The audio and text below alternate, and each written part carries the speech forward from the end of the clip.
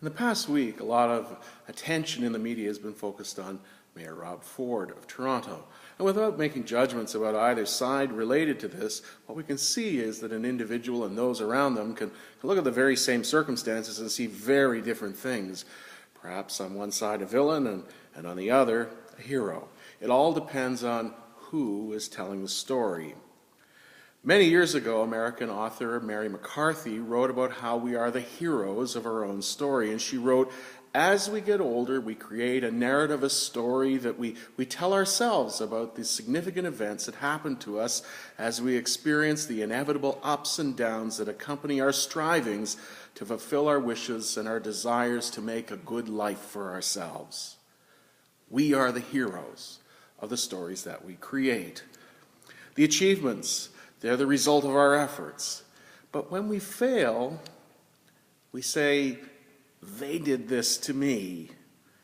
Without a doubt, though, for most of the failures, the they who did these things to you felt completely justified in their own actions. Two people, they look at the exact same set of facts and they come to very different conclusions. We all make ourselves heroes of our own stories. Mary McCarthy goes on to talk about her failures and how making herself the hero of her own narrative was her knee-jerk reaction to them, and about the process of moving through failure, not through blame, but through reshaping who we are in relation to others in our lives. And she also talks about how this same need to be the heroes of our own story distorts how we look at other people.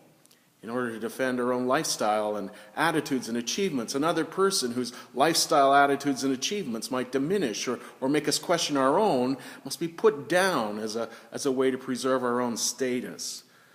McCarthy talks about how the story we tell ourselves about others, how we perceive them, may be more fantasy than fact, a fantasy driven by our own need to see others in a certain way, to preserve our belief in our own story about ourselves.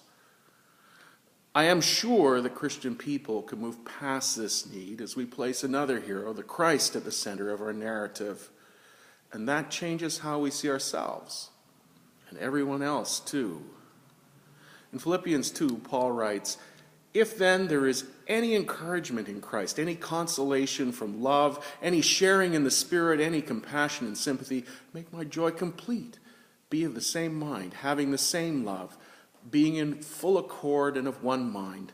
Do nothing from selfish ambition or conceit, but in humility regard others as better than yourselves. Let each of you look not to your own interests, but to the interests of others. Let the same mind be in you that was in Christ Jesus." Heroes of our own story, or the hero in our own story? May God bless us all as we choose.